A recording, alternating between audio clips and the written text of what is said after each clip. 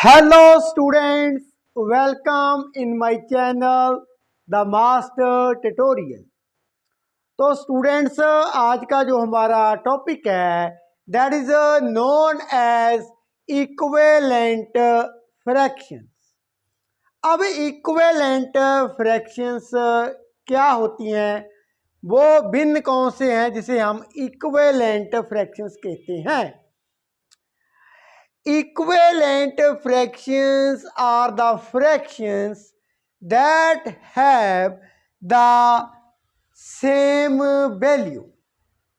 जिन भिन्न की जो वैल्यू है यदि वो एक जैसी हो, that is known as equivalent fractions. कैसे?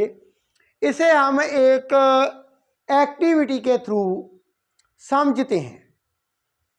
स्टूडेंट, ये हमारे पास एक बॉक्स है,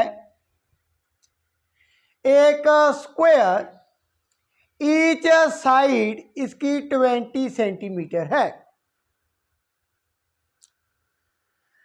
इस बॉक्स को मैंने हाफ, आधा क्या है, ग्रीन कलर कर दिया है। सेम डिमेंशंस का बॉक्स मीन्स यदि हम इसी बॉक्स को आगे 4 पार्ट में डिवाइड कर दिया है।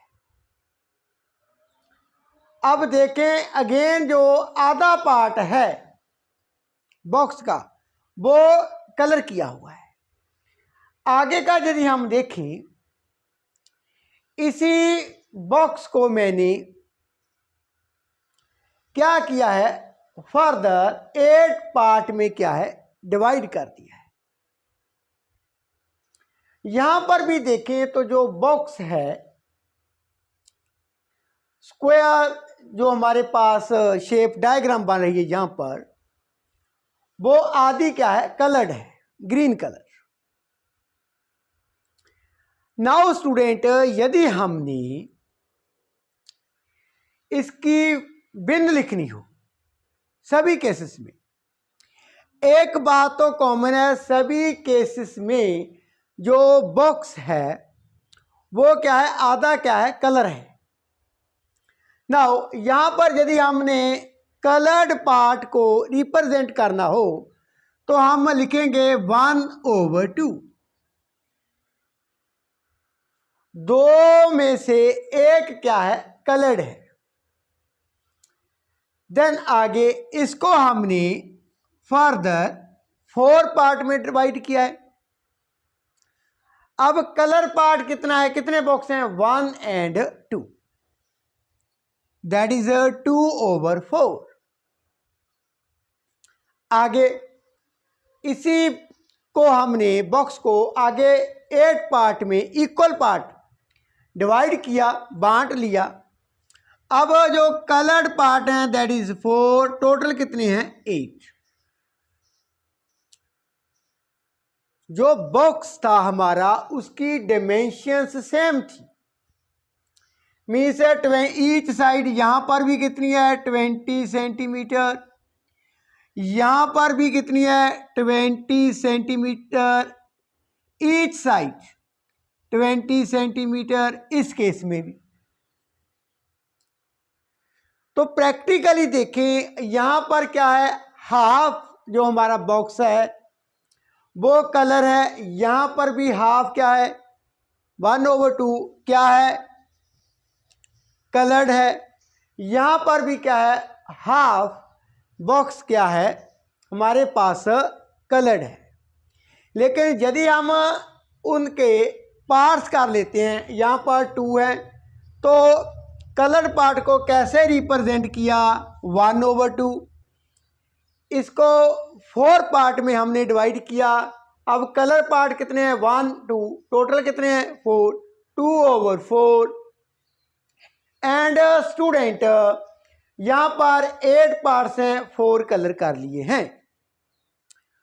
सो 1/2, 2/4, 4/8, these are the equivalent fractions। अब इक्विवेलेंट कैसे हुई, बिकॉज ये जो हैं तीनों ही केसेस में ये 1/2, 2/4, 4/8, ये जो भिन्न है 1/2, 2/4, 4/8, ये रिप्रेजेंट क्या कर रही है? ये रिप्रेजेंट कर रही हैं जो बॉक्स हैं हमारे पास तीनों ही केसेस में, वो आधा क्या है? कलर है। यहां पर भी देखें आधा कलर है, यहां पर भी आधा, यहां पर भी आधा। दैट मीन्स ये रिप्रेजेंट करती हैं सेम वैल्यू। तो इस तरह की जो भिन्न है जिनकी वैल्यू एक है, that is known as equivalent fractions. एक और छोटी सी एग्जांपल के साथ इस कंसेप्ट को अंडरस्टैंड करते हैं। So student, in the second example हमारे पास क्या है? एक सर्कल है, उसका रेडियस कितना है? 16 सेंटीमीटर। तो इस सर्कल को मैंने 2 हिस्सों में क्या है? विभाजन कर लिया है, डिवाइड कर लिया है, बांट लिया है। इसी सर्कल को मैंने आगे चलकर इसके कितने पार्ट कर दिए हैं? 1 2 3 4 सेम सर्कल के। And in the next case में हमने कितने पार्ट कर दिए हैं? 1 2 3 4 5 6 7 8। अब स्टूडेंट लुक केयरफुली, जो सर्कल है इसका आधा हिस्सा क्या है? हाफ पार्ट क्या है? हमने ब्लू कलर कर दिया है। यदि हमने ब्लू कलर को रिप्रेजेंट करना हो तो कैसे करेंगे? टोटल पार्ट कितने हैं? 2। 1 पार्ट क्या है? कलर्ड है, 1/2। यहां पर इन द सेकंड केस उसी सर्कल के इक्वल पार्ट कितने किए हैं? 4 किए हैं। अब कलर कितने हैं? 2। And in the next case हमारे पास कितने पार्ट हैं सर्कल के? 8। उनमें से कलर कितने हैं? That is 4। नाउ स्टूडेंट, तीनों केसेस में हमने जो कलर पार्ट हैं जिसको हमने कलर किया है उनकी हमने भिन्न की फॉर्म में उसे लिख लिया है। 1/2, 2/4, 4/8। लेकिन स्टूडेंट इन तीनों केसेस में थर्ड, सेकंड, फर्स्ट हम क्या देखते हैं? पहले केस में यदि देखें तो हाफ पार्ट क्या है? सर्कल का कलर्ड है, उसे कलर किया गया है। आगे देखें, पार्ट को छोड़ दीजिए, क्या है? आधा है। क्या है? आधा पार्ट क्या है? आधा हिस्सा क्या है? कलर्ड किया हुआ है। उसके आगे के केस में भी यही है, आधा हिस्सा है सर्कल का, वो क्या है? कलर्ड है। दैट मीन्स तीनों ही केसेस में हमारे पास जो, यदि हमें इसको भिन्न की फॉर्म में लिखें तो क्या होता है? 1/2। हमारे पास आंसर क्या है? 1/2। मीन्स एक हिस्सा क्या है? आधा हिस्सा क्या है? 1 क्या रिप्रेजेंट करता है? 2 में से यदि हम इनके 2 पार्ट लेकर चले, एक ऊपर का, एक नीचे का, ऊपर का, नीचे का, ऊपर का, नीचे का, आधा आधा सर्कल ही बनता है। यहां पर भी आधा सर्कल है, यहां पर भी आधा सर्कल है, यहां पर भी आधा सर्कल, जो कलर्ड है। लेकिन तीनों ही केसेस में हमारे पास आंसर क्या है? 1/2। यदि हम उसके विभाजन कर देते हैं 4 पार्ट में, 8 पार्ट में, तब कलर्ड पार्ट को कैसे रिप्रेजेंट करते हैं? यहाँ पर 1/2, यहाँ पर कितने पार्ट बन जाते हैं? 2, 2/4, यहाँ पर कितने पार्ट बन जाते हैं? 4, 1 2 3 4, कितने में से? 8 में से। यहाँ कितने में से हैं, 4 में से, यहाँ कितने में से हैं, 2 में से।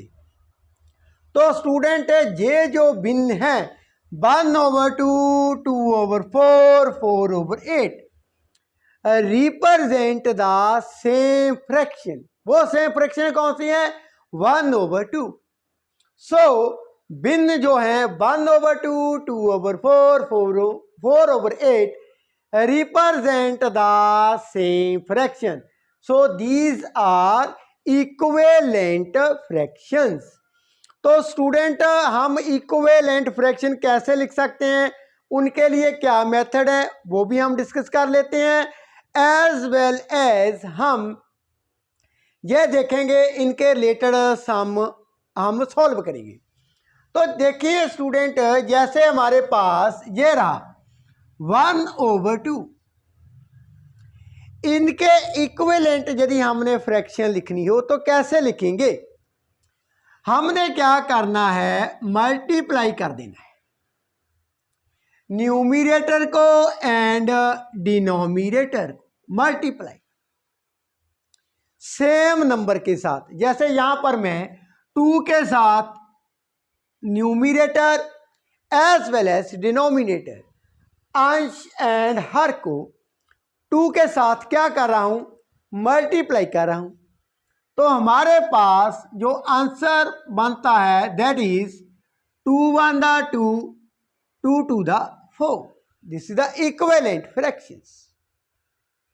1/2 के इक्विवेलेंट फ्रैक्शन क्या है, 2/4। एक तो बाय मल्टीप्लिकेशन हम लिख सकते हैं, और क्या कर सकते हैं, ये देखें 4/8, यहां पर मैं क्या करता हूं, डिवाइड कर देता हूं numerator as well as denominator को 2 के साथ, अंश को भी 2 के साथ डिवाइड कर दिया, हर को भी 2 के साथ डिवाइड कर दिया। तो यदि हम 4 को डिवाइड करते हैं 2 के साथ दैट इज 2, 8 को डिवाइड करते हैं 2 के साथ दैट इज 4। 4/8 के इक्विवेलेंट यदि फ्रैक्शन लिखनी हो दैट इज 2/4। तो या तो हम क्या करेंगे, डिवाइड करेंगे विद द सेम नंबर, और क्या करेंगे, मल्टीप्लाई करेंगे यदि हमसे पूछा जाता है इक्विवेलेंट फ्रैक्शन लिखें। आइए स्टूडेंट अब इक्विवेलेंट फ्रैक्शन के रिगार्डिंग सम को देख लेते हैं। सो स्टूडेंट आगे का जो सम है क्या करना है, उसमें right N equivalent fraction of 6/11। जो भिन्न है हमारे पास 6/11, उसके इक्वल एक और एन इक्विवेलेंट फ्रैक्शन हमने लिखनी है, एक लिखनी है। तो 6/11 क्या करेंगे, हम यहां पर मल्टीप्लाई करेंगे न्यूमरेटर को एज वेल एज डिनोमिनेटर को एक ही नंबर के साथ। तो यहां पर मैं मल्टीप्लाई कर देता हूं इसे 2 के साथ, अंश को एज वेल एज हर को भी मैंने 2 के साथ मल्टीप्लाई कर दिया। नाउ 6 × 12 एंड 11 × 22, न्यूमरेटर को एज वेल एज डिनोमिनेटर को मैंने एक ही नंबर के साथ 2 के साथ मल्टीप्लाई कर दिया है। तो आंसर इज 12/22। आपने लिखना कैसे है, 6/11 ऐसे 2 के साथ मल्टीप्लाई न्यूमरेटर को भी एंड डिनोमिनेटर को भी। सो 12/22 ये रहा हमारा answer, equivalent fractions and equivalent fractions of 6/11 क्या है, 11। आइए स्टूडेंट एक और सम डिस्कस कर लेते हैं। So student in the next sum arrange the fractions 3/4, 1/2 and 5/8 in ascending order। तो हमारे पास 3 भिन्न हैं, इनको हमने बढ़ते हुए क्रम में लिखना है। मीन्स पहले सबसे छोटी, फिर उससे बड़ी एंड लास्ट में सबसे बड़ी। नाउ स्टूडेंट, यदि ऐसा सम हमारे पास हो, दैट इज एक भिन्न तो है 3/4, दूसरी है 1/2 एंड थर्ड इज 5/8। पहला स्टेप क्या है? जो डिनोमिनेटर में हमारे पास नंबर हैं, कौन से? 4, 2, 8, इनका हमने एलसीएम निकाल लेना है। एलसीएम फाइंड कर लेते हैं। यहाँ पर 2, 1, 4, again 1, 1, 2 and then 1, 1, 1। So LCM हमारे पास है 2 multiply by 2 multiply by 2, that is 8। Now student, हमने क्या करना है? तीनों ही भिन्न का जो डिनोमिनेटर है, हर है, उसे 8 बनाना है। तो इसके लिए जो पहली भिन्न है, इसकी इक्विवेलेंट फ्रैक्शन क्या होगी? यहाँ पर 2 के साथ मल्टीप्लाई कर दिया, यहाँ पर भी कर दिया, तो ये बन जाता है 6/8। आगे सेकंड केस में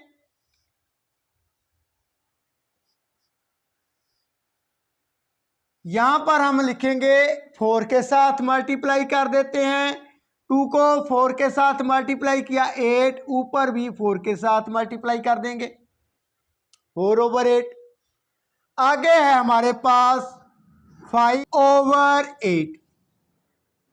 अब इसे क्या करेंगे? इक्विवेलेंट फ्रैक्शन 1 के साथ, इसको भी 1 के साथ, दैट इज 5/8। अब हमारे पास कौन कौन सी भिन्न है? 6/8, 4/8, 5/8। डिनोमिनेटर सभी का सेम है, जो हर है वो सभी का क्या है? 8 है। अब इनमें से सबसे छोटी कौन सी होगी? जिसका अंश छोटा होगा। ये 4 है, ये 5 है, ये 6 है, मीन्स सबसे पहले आती है 4/8। ये किससे छोटी है? दैट इज 5/8 से। एंड 5/8 किससे छोटी है? 6/8 से। 6/8 से। तो ये बढ़ते क्रम में हमने लिख लिया है। क्या किया है? पहले एलसीएम, देन उनके इक्विवेलेंट फ्रैक्शन हमने निकाल ली है, जो भिन्न थी हमारे पास। तो स्टूडेंट, ये थे some related to equivalent fractions and equivalent fractions क्या होती है। नाउ स्टूडेंट, आगे की वीडियो में मैं और सम सॉल्व करने जा रहा हूँ, एज वेल एज हम मल्टीप्लिकेशन ऑफ फ्रैक्शन वो कैसे करते हैं, उनके बारे में हम डिटेल में जानेंगे। यदि इस टॉपिक में any questions, any doubt in your mind, you can ask me in the comment box. Channel को सब्सक्राइब कर दीजिए एंड वीडियो को शेयर करना मत भूलना। Thank you so much for watching.